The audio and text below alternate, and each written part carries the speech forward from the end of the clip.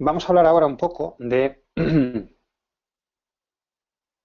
el rango legal y el rango extendido, que es algo que, aunque no es directamente la gama, de hecho, el rango legal y el rango extendido habla del blanco y del negro, que también la gama habla del blanco y del negro, pero sí que tiene muchísimo que ver. Entonces, cambiamos ligeramente de tercio, pero nos mantenemos muy en relación también con el contraste. Entonces, vamos a dibujar un poco. Si yo tengo esto sería un monitor de forma de onda en luminancia. El monitor de forma de onda es un fotómetro de nuestra señal tanto en analógico como en digital, porque el forma de onda puede tener la medición en valores de 8 bits o en valores de 10 bits, o puede tener una medición en voltaje, 0,7 voltios, por ejemplo, para el nivel de blanco, como estuvimos definiendo ayer. Es un fotómetro en analógico o en digital de nuestra señal. De forma de onda se lee en horizontal igual que nuestra imagen. Es decir, lo que está a la izquierda, perdón, del forma de onda está a izquierda de imagen, lo que está en el centro del forma de onda es lo que está en el centro de imagen y lo que está a la derecha es lo que está a la derecha de imagen.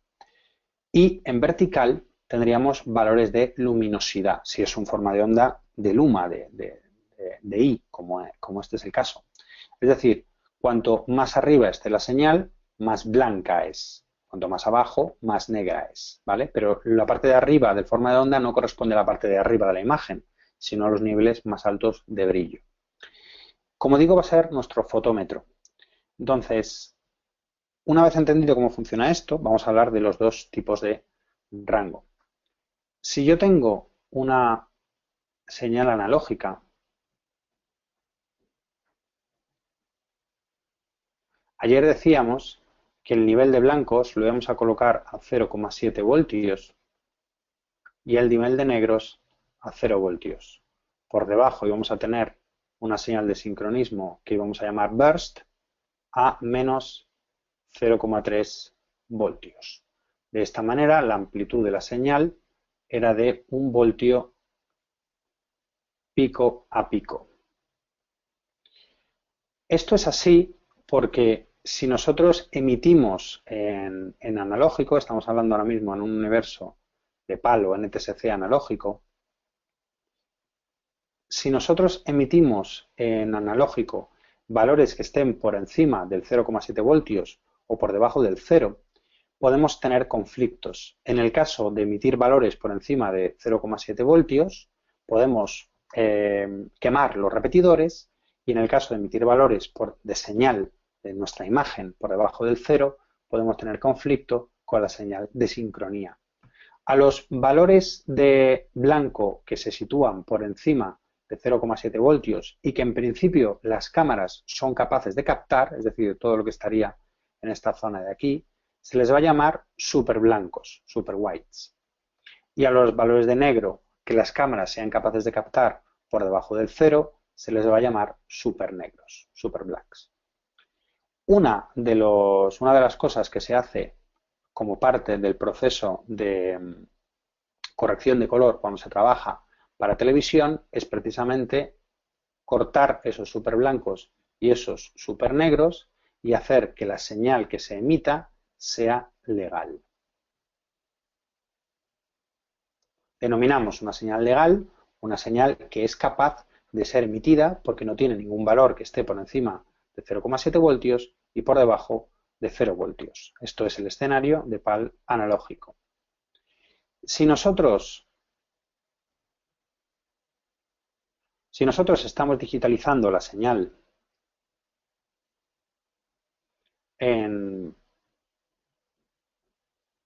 me da igual que sea 601 o 709 en PAL digital, 601 o 709, y la estamos digitalizando con un valor de luminancia de 8 bits, cabría esperar que en mi señal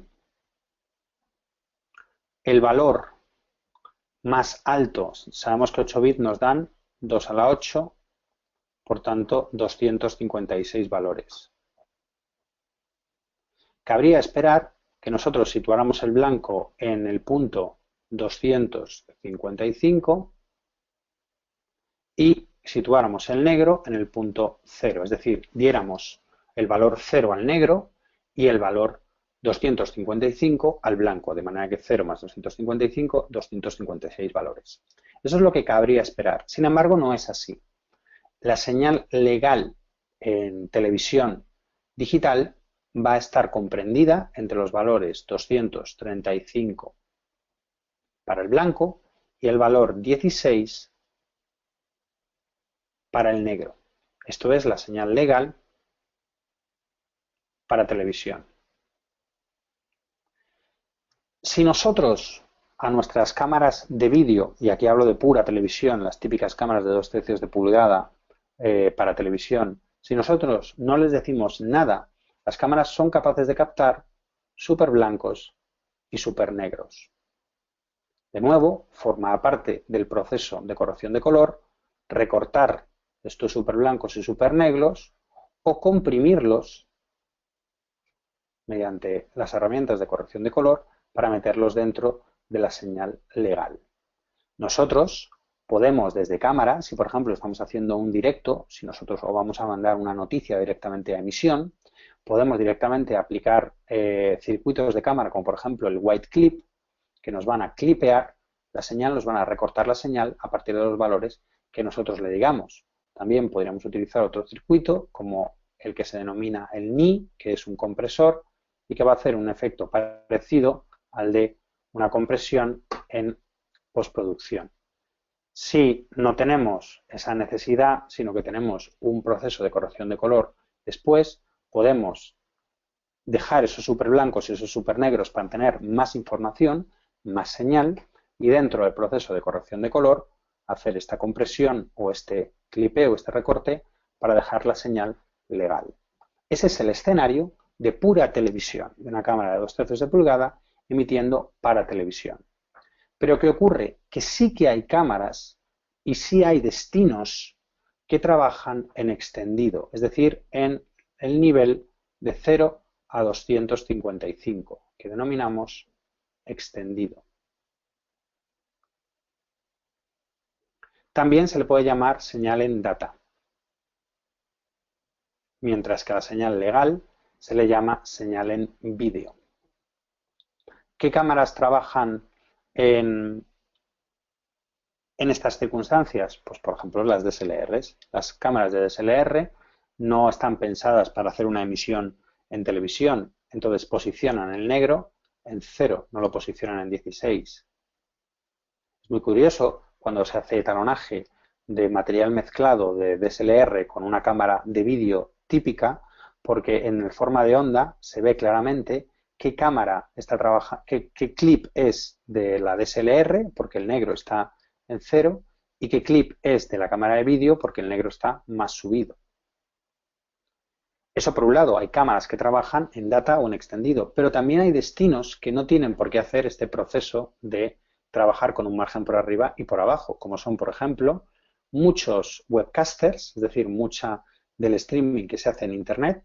Digo muchos porque no son todos. Hay contenidos tipo los broadcasters, Televisión Española o otras cadenas de televisión que también emiten contenidos por Internet que piden la señal legal.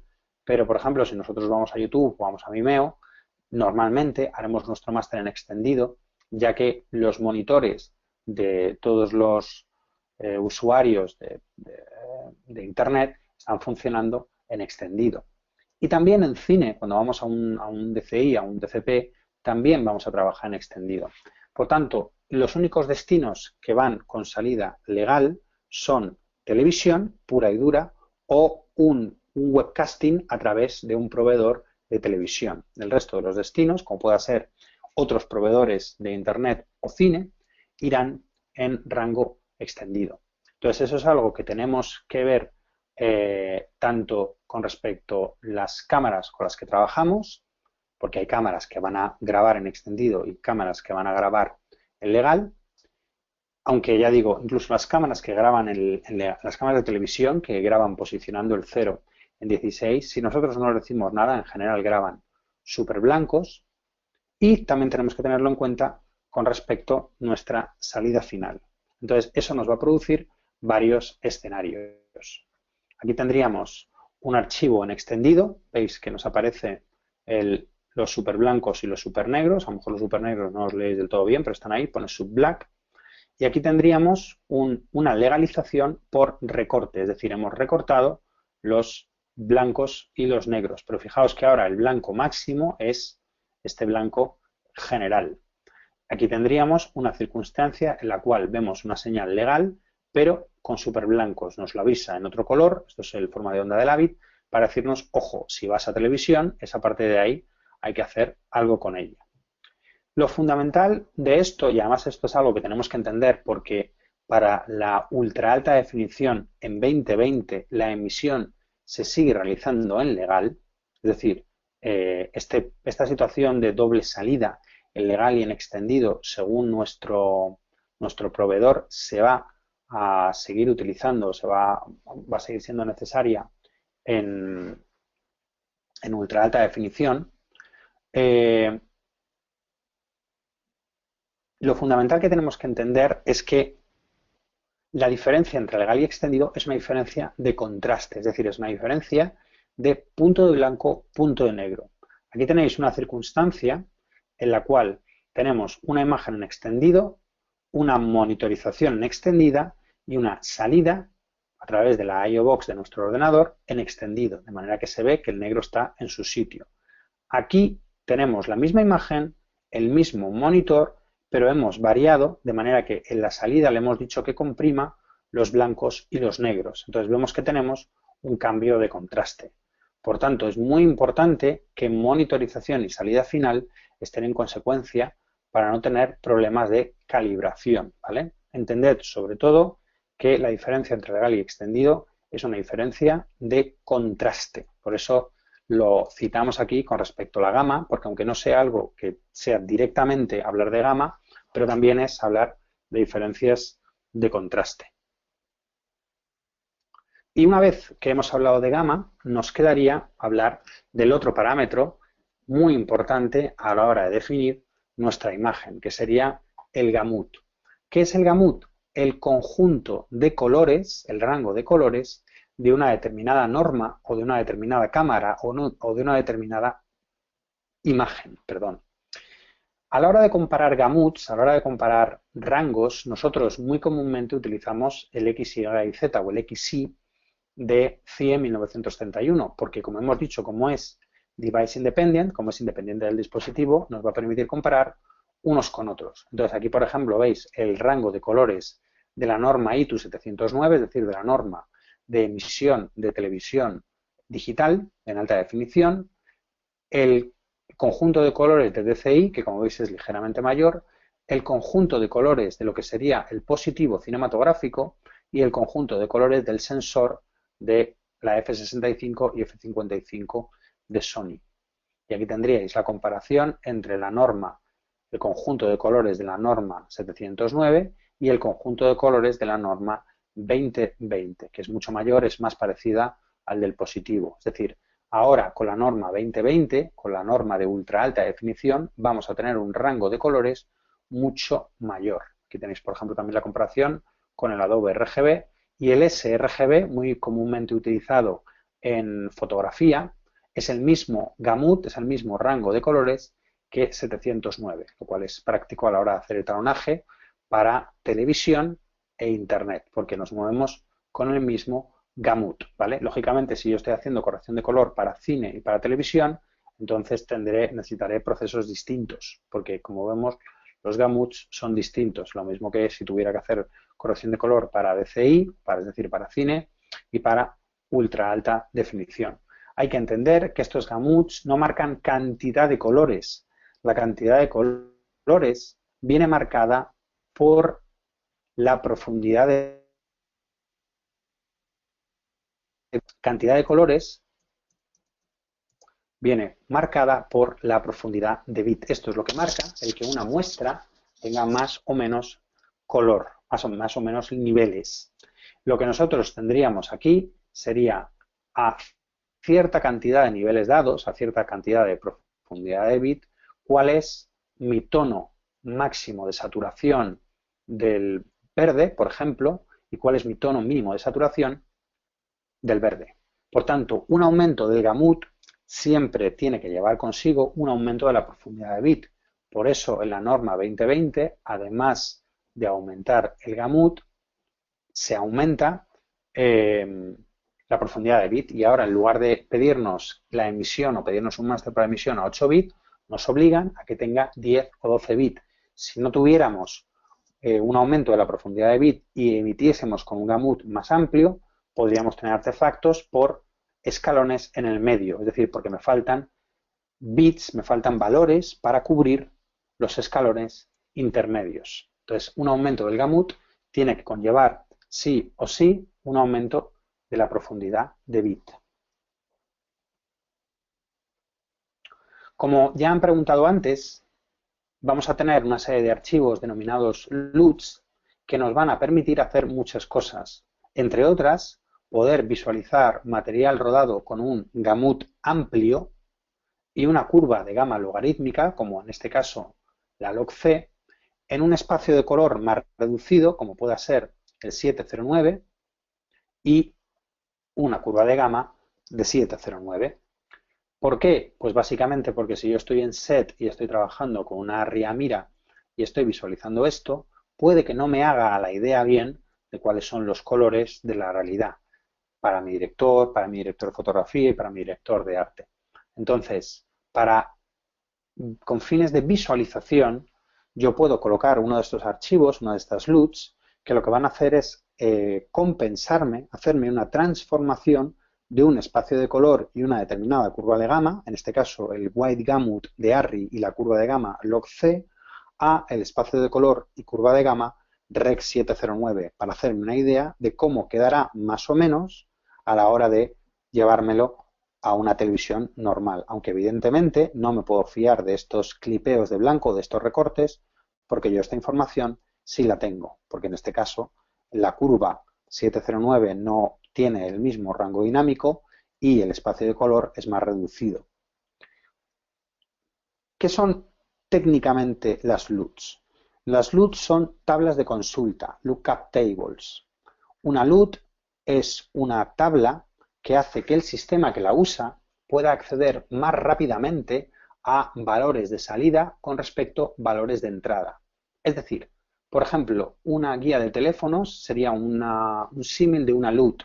En una guía de teléfonos yo tengo valores de entrada, que serían, por ejemplo, los nombres, Luis Ochoa, y valores de salida. En este caso, por ejemplo, un número de teléfono, 627, 51, lo que sea. ¿Para qué se utilizan las LUTs? Para optimizar procesos. Si yo a un ordenador le digo que cada vez que el usuario le plantee una multiplicación, calcule esa multiplicación, le estoy obligando al procesador a que efectúe el cálculo de la multiplicación.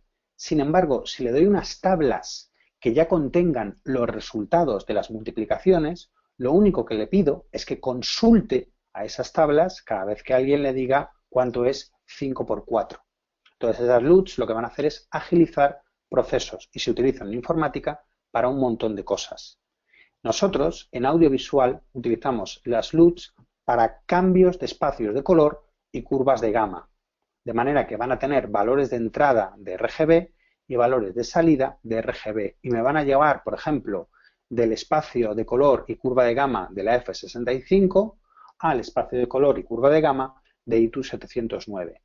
Son presets, es decir, es un on-off, no son personalizables. Una LUT es un archivo cuya extensión es .cube o .lut o un montón de extensiones posibles que contienen valores de entrada y valores de salida. De hecho, se pueden en muchos casos visualizar con un Excel, por ejemplo. Pero no es una corrección de color, es un valor de salida por cada valor de entrada. Tenemos dos tipos de LUTs. Las LUTs 1D, de una dimensión, si quieres decirlo así, van a tener un valor de salida por cada valor de entrada. Y vamos a utilizarlas de 3 en 3. Es decir, cuando por jerga decimos que estamos cargando una LUT 1D, realmente estamos cargando 3. Una para el rojo, uno para el verde y uno para el azul. Las LUTs 3D dibujan un cubo porque tienen 3 valores de salida por cada valor de entrada. De esa manera permiten hacer cambios de espacios de color más complejos, incluyendo, por ejemplo, secundarias En el caso de guardar una corrección de color como LUT, una secundaria sería trabajar solo sobre un determinado rango o hacer cambios entre espacios de color no complementarios entre sí. Es decir, por ejemplo, para hacer un paso de HSL a RGB, que no tiene un complemento directo. En general hay que tener en cuenta que las LUTs, digo en general porque no son todas, pero en general las LUTs degradan el material. Es decir, lo que tenemos a la salida de una LUT, la corrección de color o el preset que aplicamos en la corrección de color con una LUT, hablando más técnicamente, lo que tenemos a la salida de la LUT no es lo mismo que lo que teníamos en la entrada. ¿Por qué? Porque si nosotros queremos que la LUT mapee todos los valores de nuestro archivo, le estaríamos pidiendo, por ejemplo, que en una señal de 10 bits mapeara 1024 valores por canal. Y sin embargo, las LUTs suelen tener una dimensión de 17 puntos en lugar de 1024. Las hay mayores, las hay de 32, 64, pero las estándar, unas muy estándar, son de 17 puntos. ¿Cómo hacen para generar el resto de puntos, los 1024? Interpolando. Es decir, si tienen que el valor de rojo 5 de entrada genera un valor de salida de 4 y el valor de 3 de rojo genera un valor X de salida, si yo le doy el valor de entrada 4, se lo inventa en función del 5 y el 3, que son los que tiene. Entonces, las LUTs serían, digamos, destructivas. Insisto, esto es hablar muy en general, porque depende de cómo haya sido generada esta LUT, de la matemática que haya detrás. Pero bueno, hablando rápido y mal, son destructivas porque el cálculo no se lleva a cabo sobre la totalidad de los valores de entrada, ¿vale? En ese sentido, las LUTs 3D serían más destructivas, puesto que su complejidad es mayor y necesitarían más información, por tanto interpolan más. De nuevo, insisto, esto es hablar muy en general. No hay un siempre, no hay un nunca. No son todas las LUTs, pero sí que en general se utilizan para procesos de visionado. No se suelen emplear como parte de un proceso de corrección de color, renderizando el material con ellas, aunque también se usan, dependiendo de cómo esté aplicada esa luz, de su posición en la cadena de la corrección de color, el tipo de luz que sea, etcétera, etcétera, etcétera. Es decir, esto sería lo que se llama Color Science, que es una disciplina completa, pero al menos que tengamos claro que es muy típico utilizar las LUTs para para poder hacer una compensación del espacio de color en un white gamut y una curva de gama logarítmica, porque de esta manera nosotros podemos visualizar en un espacio de color reducido y una curva de gama tipo Rec 709. Estas LUTs, normalmente estas LUTs técnicas nos las dan los fabricantes, es decir, ARRI nos da la LUT para pasar del log-C a 709, Sony nos da la LUT para pasar de ese log 3 a 709, Canon nos da la suya, etcétera, etcétera, etcétera. Luego también podríamos hacer LUTs creativas, es decir, yo si estoy rodando Matrix, yo podría hacer una corrección de color determinada más virando a verde y guardar esa corrección de color como LUT para poder cargarla en cámara o cargarla en el grabador externo, etcétera. Vale. Antes de entrar en la grabación RAW, ¿alguna pregunta? Y justo antes del pequeño descansito, ¿alguna pregunta que tengamos?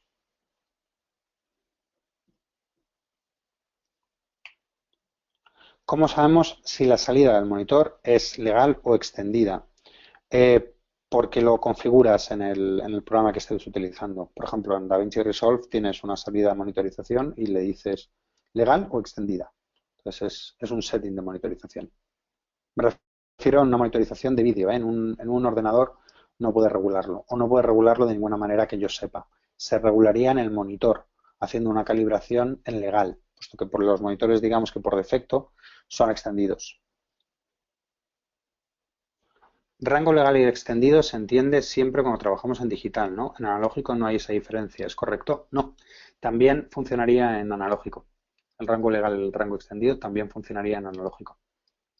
Con la compresión de la señal. Por eso digo que el forma de onda se puede medir en valores digitales o se puede medir en analógico. Es igual. Lo único que en general el mundo analógico ya es un poco más pasado y trabajamos fundamentalmente en mundo digital, pero también en analógico. ¿Es una cuestión de software o de hardware? Monitor legal o extendido. De ambos. De ambos. Es decir, el hardware está asignado en legal en extendido y un software, un determinado software está funcionando en...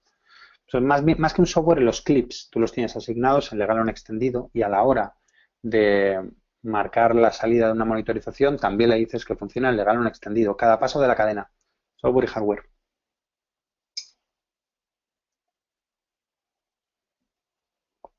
No hay más, Luis. Seguimos. ¿Alguna otra? ¿No tenemos más? No. Vale, pues vamos a hacer, son 40 exactamente, vamos a hacer una parada de minutitos hasta ahí 50 y continuamos. Fantástico. ¿Alguna pregunta que se nos haya ocurrido durante el descanso o proseguimos con los contenidos? Pues de momento no me ha pasado ninguna. Ni veo ninguna mano levantada. Pues si quieres seguimos y ya luego rescatamos si hay alguna. Fantástico. Vale, pues vamos a hablar, ahora que tenemos ya todos estos conceptos claros en la cabeza, vamos a hablar de lo que sería una grabación RAW teórica, porque luego cada fabricante va a hacer un poco, entre comillas, lo que le va a dar la gana. Una grabación en RAW, teóricamente, es una grabación agnóstica de curva de gamma, espacio de color, balance de blanco, sensibilidad y otros factores. Es decir, es una imagen, es un códec que va a salir directamente del sensor antes de pasar por la información de la matriz Bayer. Es decir, esta información de la matriz Bayer se va a guardar como metadato, no se va a guardar como media. La media que se va a guardar en un códec de RAW es una media en blanco y negro, es una media monocromática que solo va a tener la información de las diferencias de voltaje convertidas a unos y ceros de cada uno de los píxeles de la imagen. La información de color va a ser guardada como metadato. Por tanto, es un códec que teóricamente es agnóstico de curva de gamma, de qué curva de gamma se esté aplicando, es decir, el RAW en teoría es total y absolutamente lineal, ¿vale? Es la información directamente que sale del sensor. Cuando me refiero a lineal, me refiero a lineal, no lineal entrecomillado. Esto sería una imagen de RAW, la captación de una imagen de RAW, insisto, de forma teórica, luego cada fabricante puede alterar esto, pero en principio la grabación del sensor es total y absolutamente lineal. La información del gamut sería, aquí estaría más correcto decir gamut más que espacio de color, sería un metadato. En un códec de RAW siempre se va a grabar el gamut, el white gamut del sensor. Si nosotros queremos hacer el procesado con un determinado gamut o con otro, será un paso siguiente, que ahora hablaremos de todo eso. La sensibilidad va a ser la sensibilidad del sensor, es decir, si la sensibilidad es 800 ISO o 1600 ISO, eso es a lo que se va a grabar nuestra señal. Si nosotros en cámara le decimos que queremos trabajar a 1600 ISO o a 400, será un metadato de cómo estamos alterando la ganancia de nuestro sensor. Y lo mismo con el balance de blancos. El balance de blancos es una ganancia por canal. Es decir, el sensor está calibrado para una determinada temperatura de color. Está calibrado para ver blanco una determinada temperatura de color, con muy comúnmente en la actualidad 5000 Kelvin. Entonces, si nosotros tenemos una imagen, si rodamos con tuxteno y la imagen a 5000 Kelvin se vería completamente naranja y hacemos un balance de blancos, lo que estamos haciendo es aumentar la ganancia de los azules para compensar ese naranja. Esa información, en el caso de un códec de RAW, es una información en metadato, no se está grabando como media. Por tanto, grabamos en RAW para tener la imagen más cruda posible, para tener el mayor rango dinámico posible, para tener las máximas opciones posibles. Va a ser cada fabricante el que condicione si estos parámetros son alterables en postproducción o no. Es decir, por ejemplo, el códec de red, yo puedo en cámara trabajar asignando en cámara una curva de gamma, un espacio de color, un balance de blancos, una sensibilidad, etcétera, y luego llegar a postproducción y como todos estos valores son metadatos, alterarlos. El códec de Canon no puedo alterar ninguno. Y el códec de Sony por ejemplo, puedo alterar algunos sí y otros no, o el de ARRI. Luego hablaremos de ello un poco por encima. Pero en general, de forma agnóstica, el códec, un códec de RAW, de forma teórica, perdón, un códec de RAW es un códec agnóstico de todas estas series de parámetros. Se da siempre, en la actualidad, con las tecnologías actuales, con un único sensor y con matriz Bayer. ¿Vale? Eso es importante que lo tengamos en cuenta. Con el bloque dicroico y 3 sensores no se trabaja. Y muy comúnmente las cámaras que graban en RAW trabajan con sensores grandes de Super 35, 3 perforaciones, Super 35, 4 perforaciones o full frame para fotografía. También por estas características que hemos dicho antes de profundidad de campo, sensibilidad, etcétera. Trabajamos en RAW para obtener el máximo rango dinámico posible del sensor. Si os acordáis, decíamos que cuando se trabajaba con un sensor y una máscara Bayer, cada píxel no recogía la información del color real, sino que cada píxel tenía la información de un primario. Luego hablaban parcelas de píxeles entre sí para, interpolando, obtener el color real en cada uno de los píxeles. Si es una cámara que da de salida un códec procesado, es decir, un códec no RAW, este proceso de interpolación se da dentro de la cámara. Pero si es una cámara de RAW, como esta información relativa a la máscara Bayer es un metadato, este proceso de interpolación se va a dar fuera y se va a llamar revelado de forma romántica o debayerizado de forma técnica, el debayer. Hay que entender que una imagen en RAW no es visible, es decir, nosotros tendríamos esta estructura, es una estructura técnica. Necesitamos aplicarle un balance de blancos, una curva de gama, un gamut de color, una sensibilidad para poder realizar el proceso de debayerizado y obtener una imagen final en RGB. Este RGB no se refiere a que sea 444, sino que es una imagen final con los 3 canales de RGB, puesto que hemos dicho que inicialmente una imagen en RAW es monocromática, solo tiene la información de diferencia de brillo de cada píxel. Este revelado se va a llevar a cabo fuera, se va a llevar a cabo en la cámara siempre que le demos un play al clip, se estará debayerizando en tiempo real. Y en el caso de un software que abra el RAW, como no podemos ver esto, aplicará los metadatos de cámara de balance de blancos, espacio de color, curva de gama, etcétera, o los que nosotros asignemos en ese programa para hacer el proceso de debayerizado. Habrá dos tipos de, o yo distingo un poco por entenderme, dos partes en ese revelado. Está la parte artística, digamos, que sería el aplicar una determinada curva de gama u otra, que es lo que tendríamos aquí.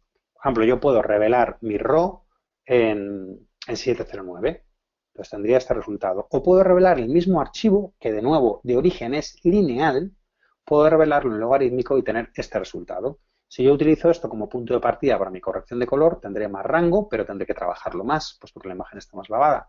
Si empiezo con esto, tendré menor rango, pero tendré que trabajarlo menos. Es decir, no hay una manera en concreto de trabajar con el RAW, aunque en la mayoría de los casos, como es el logarítmico el que te da un mayor rango dinámico, sueles procesar el RAW, sueles revelar el RAW, el logarítmico, para poder tener un mayor rango dinámico. Pero RAW no es logarítmico, sino que RAW es agnóstico de curva de gama. Lo que pasa es que habitualmente revelamos el RAW en logarítmico para tener más rango dinámico. Y hay fabricantes que además fuerzan que el revelado del RAW sea en logarítmico, como por ejemplo ARRI o Canon, en la mayoría de los softwares. De manera que no puedes revelar el códec de ARRI o el códec de Canon en la mayoría de los softwares, salvo con las curvas de gama logarítmicas. Por tanto, esta sería la primera parte, la parte artística, entre comillas, del revelado. La parte técnica sería elegir el algoritmo o la resolución adecuada para ese proceso de interpolación del que hemos hablado antes, en el cual se genera la imagen RGB a partir de los metadatos de la matriz Bayer y de la información monocromática del sensor. Según utilicemos un determinado algoritmo u otro, tendremos una imagen que será con peor calidad o con mayor calidad.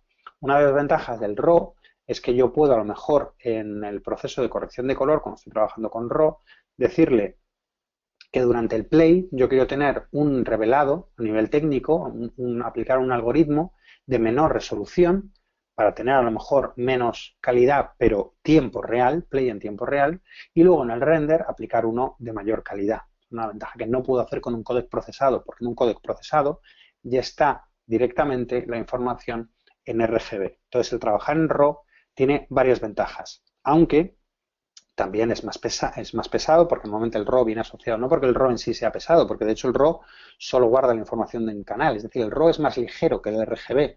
Lo que pasa es que la grabación en RAW está vinculada a 4K, espacios de color, o sea, profundidades de bits amplias, etcétera, etcétera. O sea, nadie trabaja en RAW, o es raro trabajar en RAW en HD.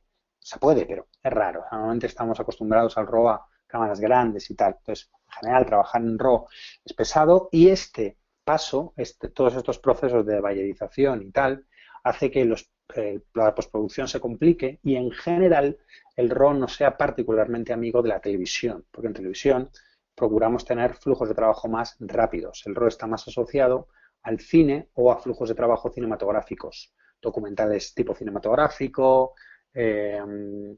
cortometrajes, etcétera. ¿Vale? Entonces tendríamos estas dos partes, digamos, en un revelado RAW. La parte más artística, que sería esta decisión sobre la curva de gama, espacio de color, balance de blancos y sensibilidad, y otros parámetros que a lo mejor el fabricante nos permite tocar, y la parte un poco más técnica, que sería el algoritmo que aplicamos para hacer la debayerización, que en la mayoría de los casos es alterable según el momento en el que estemos, para play, para pause, para render, etcétera. Si los códecs de RAW, podemos hablar un poco más en profundidad de algunos de ellos. El primero que salió fue, en vídeo me refiero, el códec de RAW de Red. Tenemos la Dragon como posible ejemplo, la Epic Dragon, y todos los códecs de RAW van a trabajar en RGB, puesto que no hacen ningún subsampleo de croma, es decir, no hacen U, directamente trabajan con las primarias de RGB del sensor. Normalmente están asociados a profundidades de bits altas, ¿vale? 16 bits, 12 bits, 10 bits como mínimo, etcétera. Y a tamaños de fotograma amplios, 6K, 4K, etcétera. En el caso del codec de Red va desde 6K hasta 2K. También porque a veces con Red tenemos que bajar la resolución para subir el número de fotogramas por segundo. Todos los codecs de RAW son progresivos, no hay ninguno que haga la guarrería del entrelazado, y todos los codecs de RAW son square pixel. No todos los codecs de RAW son sin compresión. Pueden llevar compresión tipo wavelet, que como ayer decíamos, es un algoritmo de compresión intraframe. De hecho, en el caso de Red, nos permite variar el ratio de compresión, esto es algo que nos dan desde la propia cámara, de 6:1 a 18:1, dependiendo también de otros parámetros, como por ejemplo los fotogramas por segundo que estamos usando, la resolución, etcétera. Se establecen pirámides que van diciendo por dónde atacar para tener un máximo de 123 megabytes, no megabits, sino megabytes, B mayúscula, por segundo.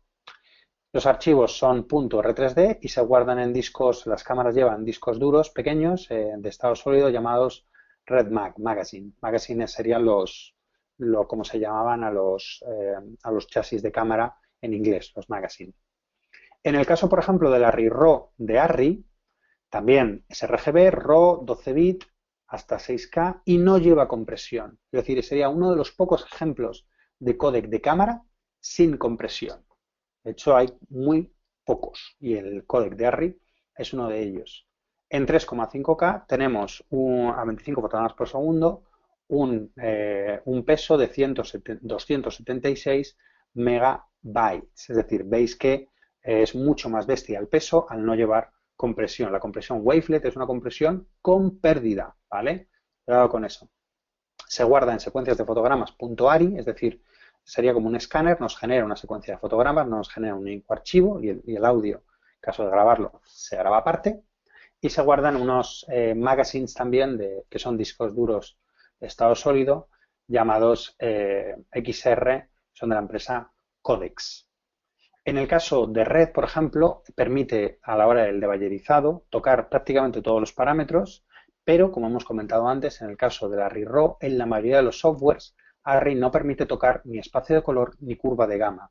Siempre se trabaja en un wide gamut, en un gamut amplio que es el de cámara. Te permite normalmente dos, el de cámara y el de film. Y en la curva de gama logarítmica, log-C de ARRI. No te permite tocarlo. Es algo así como, mira, ¿por qué trabajas en RAW? Porque quieres tener el máximo rango posible de la imagen, ¿no? El máximo rango dinámico. Bueno, pues ya te digo yo los settings, no los tienes que manipular tú. Mientras que en Red te dan todas esas opciones, que algunas pueden ser buenas y otras no.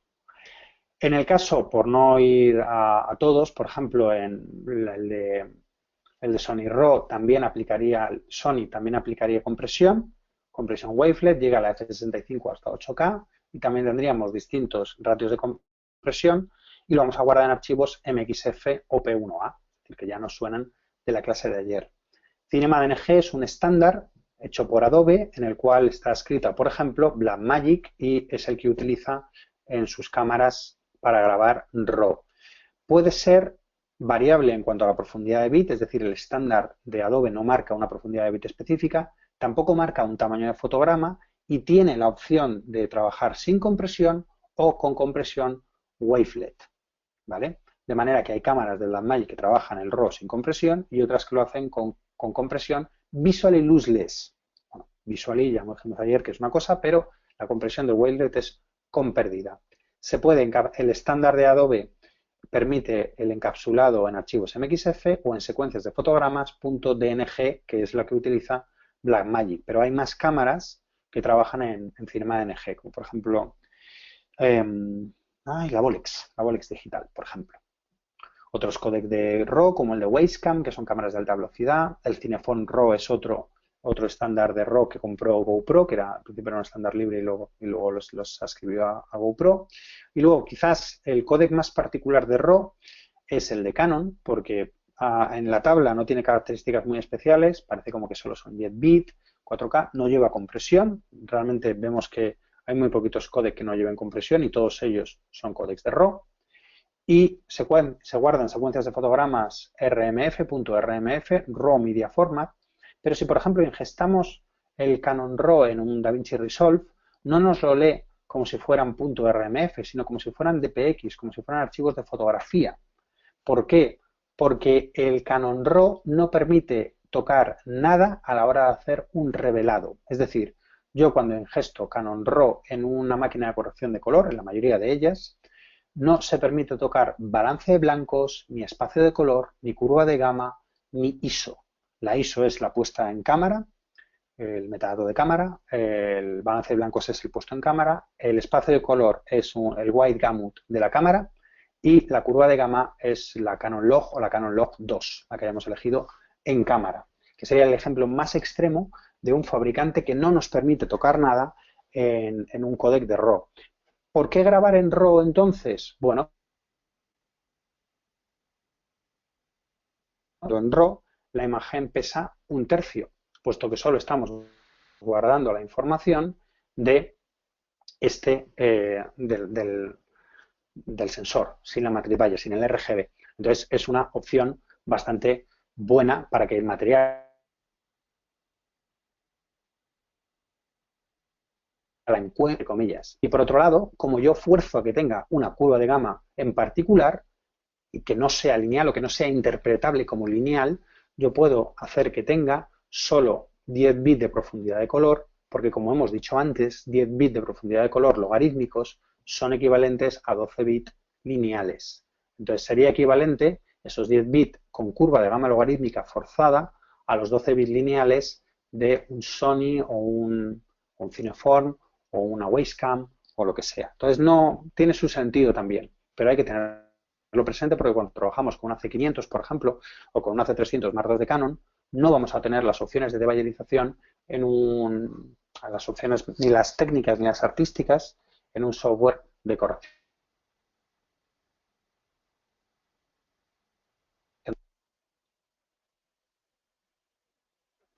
Por tanto, para resumir, tendríamos, digamos, tres escenarios posibles. El escenario de RAW, que en esencia no es logarítmico ni, entre comillas, lineal, sino que es RAW y dependiendo del fabricante se puede debayerizar el logarítmico o en 709, si nos lo deja. Luego tendríamos los códecs procesados logarítmicos. Normalmente cuando se habla de códecs logarítmicos se habla de códecs procesados, es decir, un XDCAM, un XAVC, un AVC intra, un H264, el que sea, pero códecs no RAW con una curva de gama logarítmica para tener un rango dinámico mayor. Eso tiene la ventaja de que se hacen procesos de postproducción más rápidos, pero también bueno, pues no tenemos las mismas posibilidades que con el RAW. Y luego tendríamos el escenario de las curvas de gama tipo Rec 709 o Rec 601 para alta definición o la 2020. Bueno, la 2020 es otro tema, el cual tenemos que hablar ahora, pero este sería el escenario. Recordar sobre todo que RAW en sí mismo no significa ni logarítmico ni lineal, al menos inicialmente. En el caso de Arri-C, en el caso de Canon sí, es logarítmico obligatoriamente, pero en el caso de una red no, por ejemplo. Esto sería un poco los resúmenes de gama.